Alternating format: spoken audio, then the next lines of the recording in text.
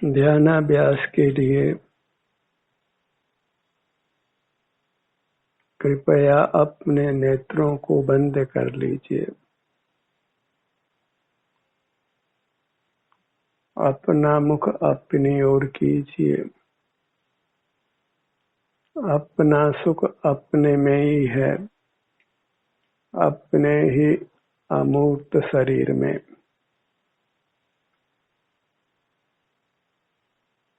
जब हम अपने सन्मुख रहते हैं तो स्वस्थ रहते हैं, और स्वस्थ रहते हैं तो सुखी रहते हैं। स्वास्थ्य ही धन है, स्वास्थ्य ही सुख है। स्वास्थ्य की रक्षा करना ही धर्म है। स्वास्थ्य अपने में स्थित होने से प्राप्त होता है।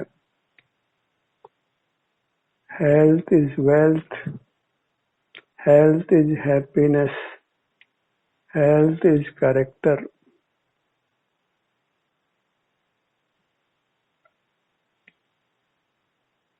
अपने से निरंतर जुड़कर रहने का प्रयत्न करना है। अपनी चिन्ह मूर्त अपनी दृष्टि से ओझल नहीं हो।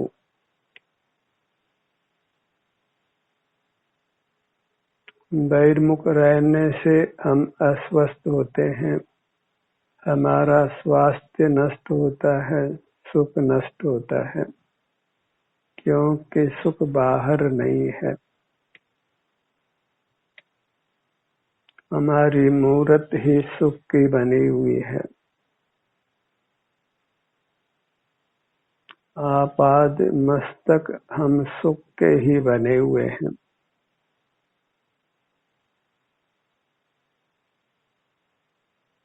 जीव एक सुख स्वभावी है।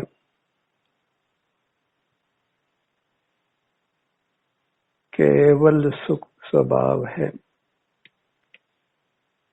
मूर्त के बंधन से मुक्त होकर जीव केवल सुख का अनुभव करता है। जो सुख अतीन्द्रिय है, उत्तम है, और एक बार कर्मनाश होने पर फिर अनंत काल बना रहता है। एक बार अपने में स्थित रहने का प्रयत्न कीजिए और फिर अनंत काल सुख से रहिए। अपने अनंत भविष्य को सुखद बना लेना है। और बहिर्मुखता में पल पल दुख होता है।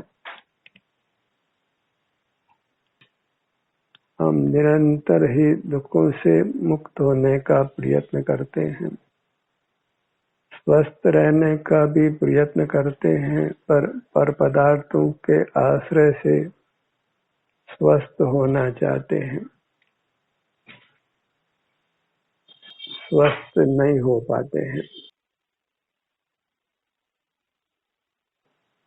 अपना मुख अपनी ओर रख कर के ही हम स्वास्थ्य को, सुख को पा सकते हैं। अपनी मूर्त को पहचानना है। सिर से पैरों तक ये मैं हूँ, ऐसा एहसास होता है। यही हमको सुख दुख होता है। शारीरिक सुख दुख भी यही होता है और वैश्विक सुख दुख भी यही होता है।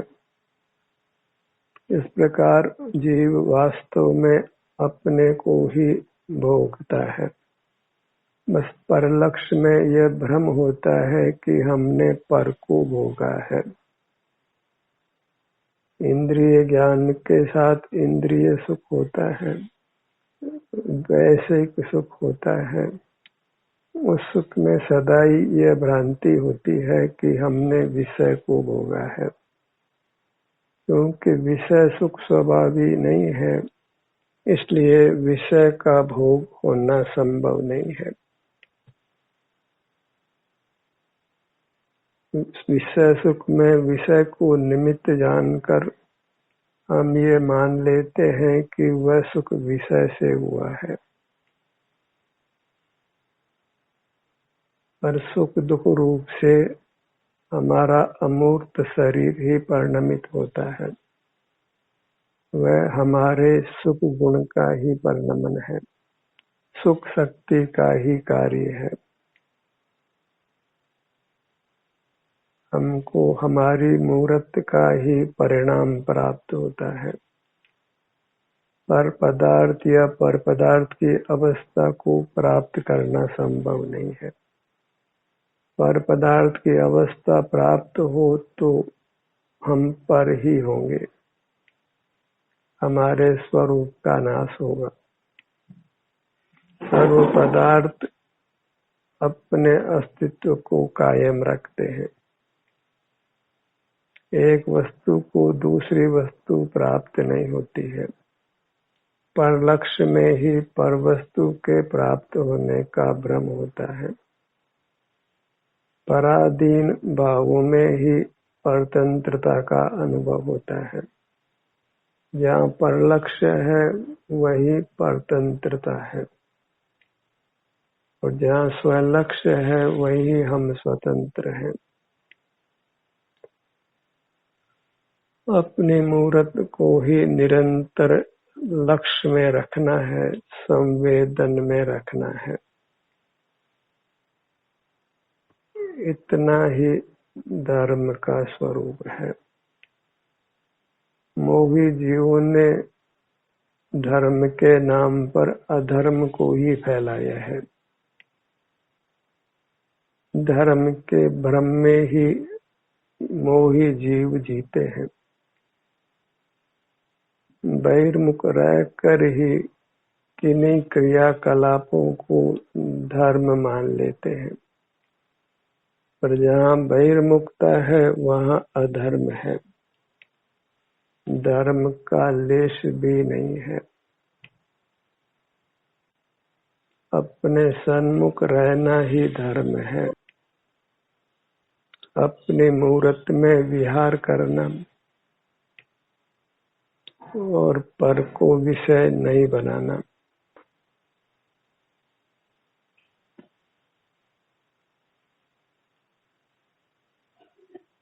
इंद्रिय ज्ञान से रहित रहना।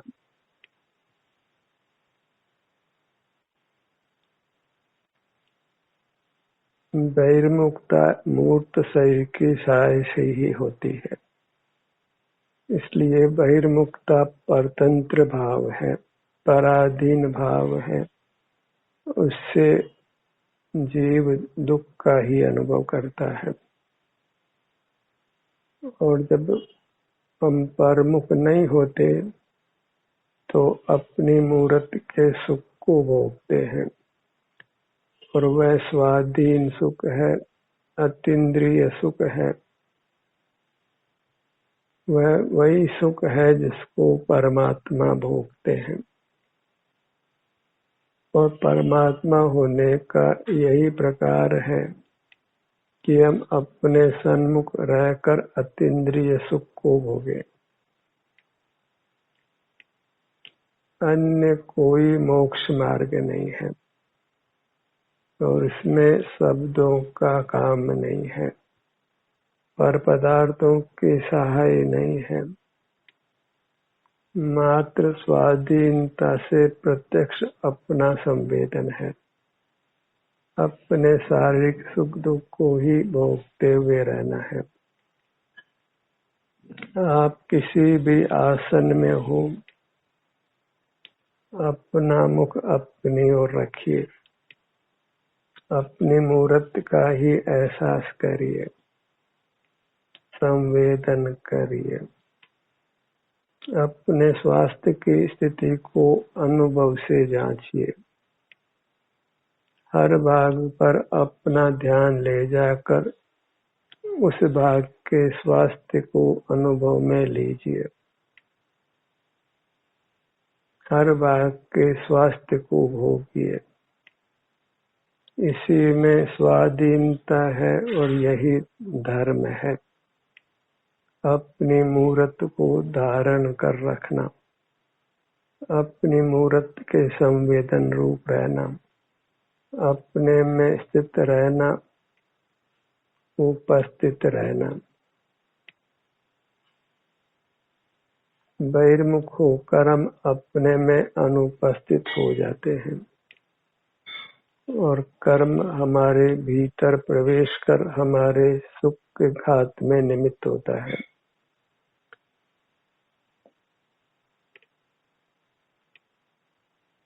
अपना मुख अपनी ओर करिए और अपने जिस किसी भाग पर ध्यान जाए अपने सन्मुख बने रहिए।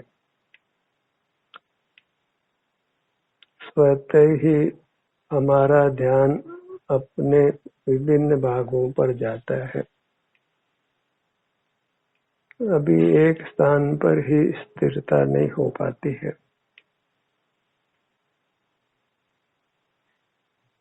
उससे मोक्ष मार्ग में कुछ भी अंतर नहीं पड़ता है।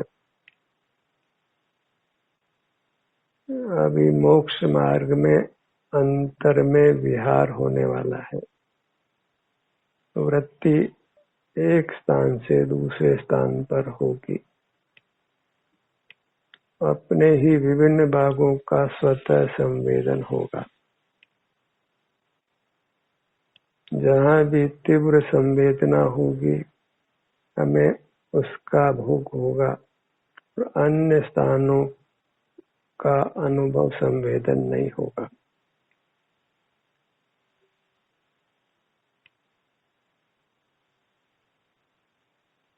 सुख का अनुष्ठान अपनी देह के आश्रय से होता है। अपनी अमूर्त देह ही सर्वस्व है, क्योंकि सुख की प्राप्ति इसी से होनी है। अनादि से हमने अपने अमूर्त शरीर को ही भोगा है।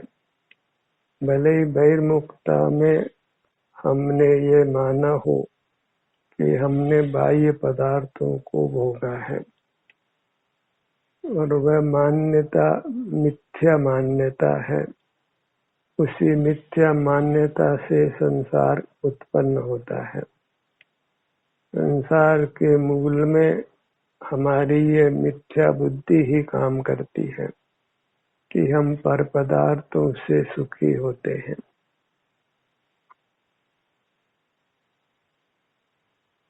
पहले ही हम धर्म के अंध श्रद्धालु होकर ये माने कि परमात्मा सुख देते हैं, और हमारा भीतर का श्रद्धान ये कहता है कि सुख हमको जड़ पदार्थों से मिलता है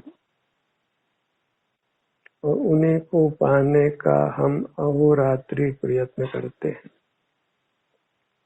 हमें अंतर्दृष्टि कर ये स्वीकार करना है कि सुख हमको अपनी चिन्ह मूर्त से मिलता है। सुख के लिए हमें अपनी चिन्ह मूर्त के सन्मुख ही रहना है। सदा हमारी दृष्टि में हमारी चिन्ह मूर्त हो, ऑलवेज ऑन डिस्प्ले। हमारी दृष्टि में हमारी मूर्त सदा रहे, निरंतर रहे।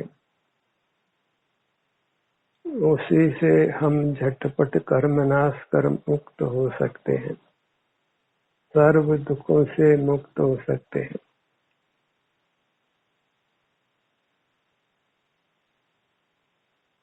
जब बाहर ही अधिक रहते हैं तो सारा प्रयत्न गज स्नान जैसा होता है।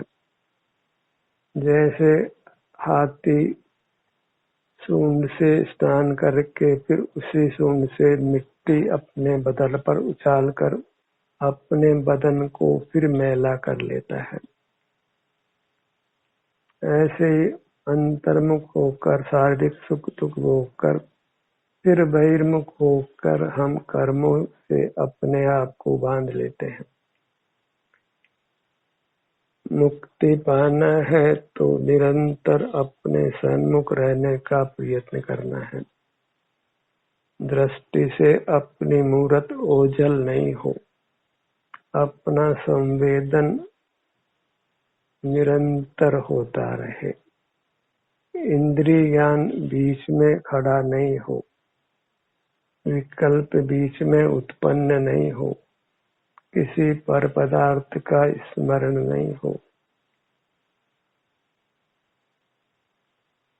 अपने सन्मुख रहकर ही हम मौन रहे, निश्चेष्ट रहे, अकंप रहे। स्थिर परमात्मा की मूरत की तरह रहे। जैसे परमात्मा जो मूर्त के बंधन से मुक्त हो गए हैं, वे निष्कंप रहते हैं, अनंत काल तक निष्कंप ही रहेंगे। वहाँ कुछ भी हिलना डुलना नहीं है। इंद्रियों का व्यापार, मन का व्यापार, वचन का व्यापार, काय का व्यापार, स्मरण, ये सब कुछ उद्गल की साय से होने वाले परिणाम हैं। इनमें से एक भी परिणाम जीव का स्वाधीन परिणाम नहीं है। अकेला जीव इस प्रकार परिणमन नहीं कर सकता है। मूर्त से मुक्त जीव मूर्त पदार्थों को देख जान नहीं सकता है, और अमूर्त पदार्थ तो ज्ञान के विषय बनते ही नहीं है। मूर्त काया के अभाव में श्वास भी नहीं है, वचन भी नहीं है, हिलना डुलना भी नहीं है। ऐसा हमारा शुद्ध स्वरूप है। अपने ध्यान को अपनी दाहिनी भुजा पर लाइए।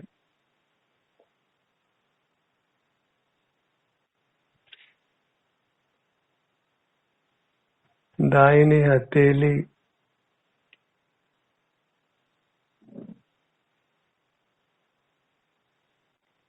पांचों अंगुलियां,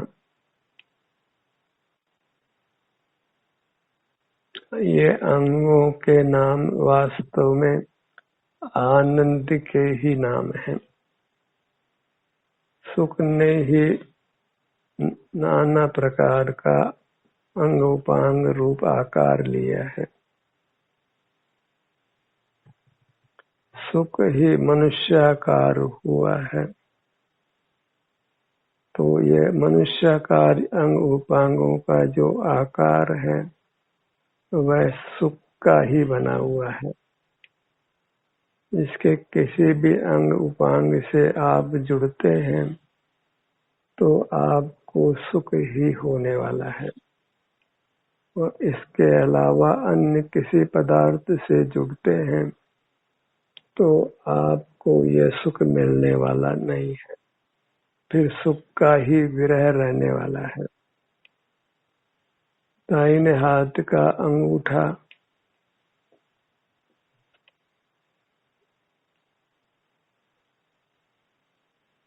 तर्जनी अंगुली, मध्यमा,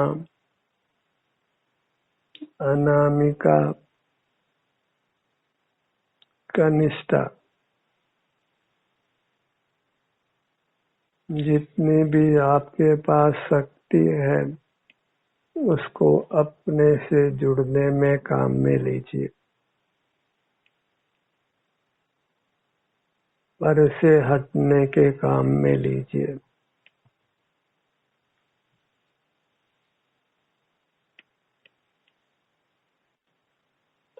दाहिने हाथ की कलाई,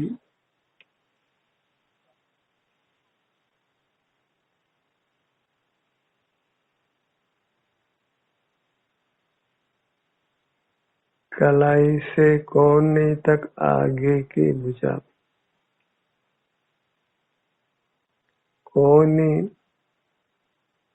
कोहनी से कंधे तक ऊपर की भुजा। ये मूर्त शरीर से इंद्रिय ज्ञान मिला है, मानसिक ज्ञान मिला है, उससे हमें यही निर्णय करना है कि हम सुख स्वरूप हैं।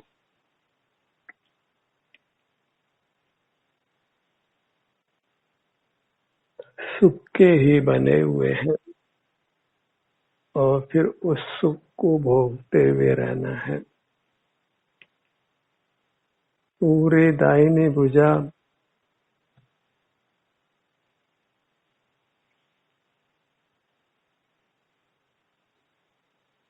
दाहिने कंधे से बाएं कंधे तक आइए।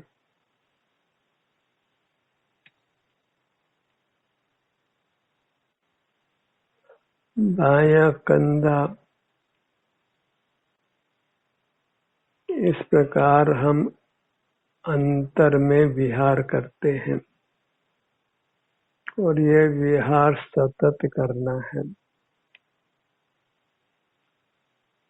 इससे हम परोन्मुख नहीं होते, विषयों से मुक्त रहते हैं, अपने ही ब्रह्म स्वरूप में आचरण करते हैं।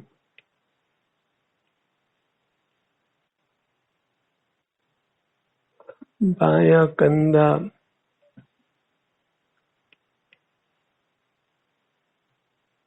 बाएं कंधे से कोहनी तक ऊपर की भुजा,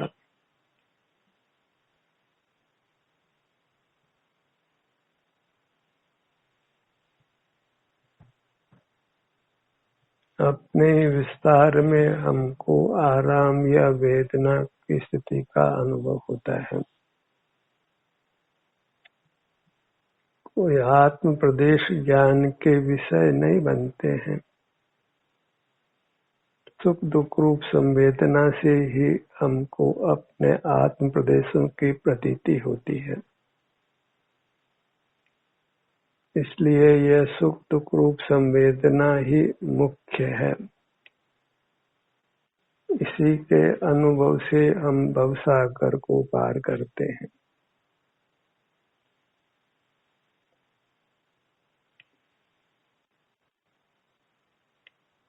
कोहनी से कलाई तक नीचे की भुजा,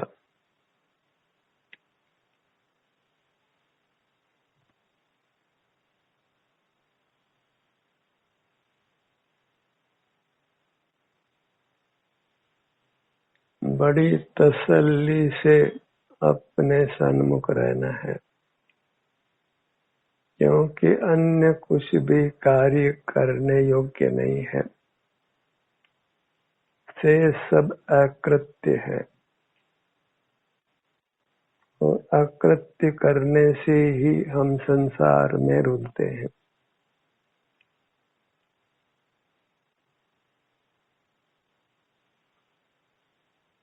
सारा जगत ही अपने शरीर का एहसास नहीं करके बाह्य जगत के पदार्थों से ही जुड़कर रहता है और दुखों से निरंतर जूझता है।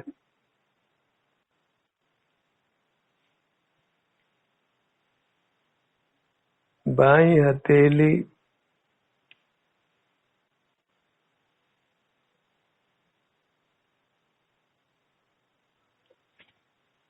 पांचों अंगुलियां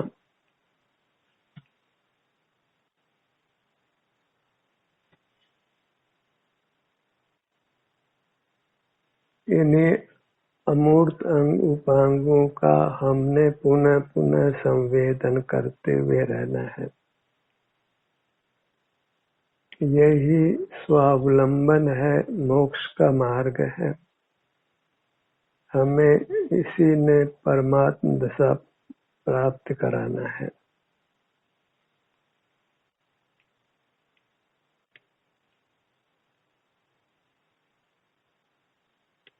ये मनुष्याकार तो परमात्म दशा में भी रहना है।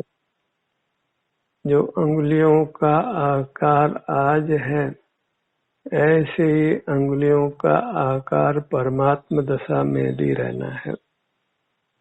इसलिए अपने इस आकार को स्वीकार करिए। इसी में आत्म बुद्धि करना है, सुख बुद्धि करना है। ये अपनी मूर्त ही आत्मा है, परमात्मा है। इसी के सुख दुख का संवेदन मोक्ष मार्ग है। जो भी अपनी वर्तमान सुख दुख की अवस्था है, जो अंतर्दृष्टि से अनुभव में आती है, वह अवस्था ही भोग्य है। उसी का भोग करके जीव परमात्मा होता है। अपने ध्यान को अपने मुखमंडल पर लाइए।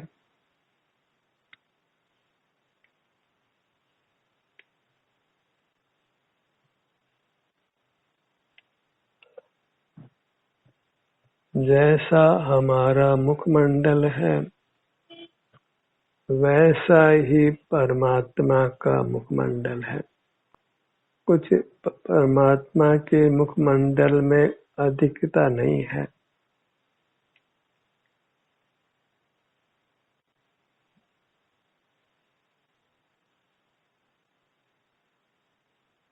सिर का भाग,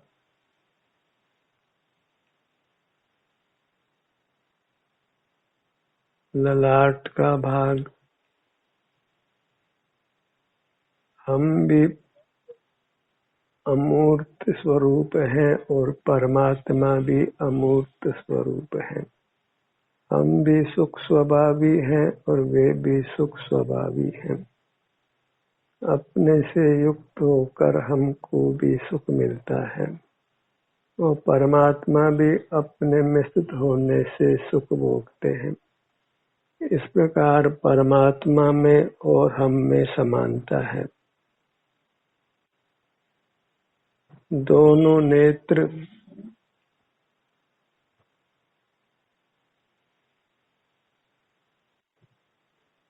हम भी 3 लोक प्रमाण आत्म प्रदेशी हैं और परमात्मा भी 3 लोक प्रमाण आत्म प्रदेशी हैं। हमसे वे किंचित भी महान नहीं है। सब जीवों में समभाव धरिए, क्योंकि सब जीव अंतरंग में समान है। फिर कोई पशु हो, कोई पक्षी हो, कोई पुरुष हो, कोई स्त्री हो, उससे स्वभाव में कुछ भी अंतर नहीं है। सर्व जीव है सिद्ध सम, जो समझे ठाय। अंतरंग में सब जीव परमात्मा समान है और अपने को परमात्मा रूप अनुभव में लेकर परमात्मा हो जाते हैं। अपनी मूर्त को ही सतत अपनी दृष्टि में रखिए, निरंतरता लाइए, ऑलवेज ऑन डिस्प्ले रखिए। ध्यान का ये सत्र यही समाप्त होता है। आपकी सहभागिता के लिए धन्यवाद।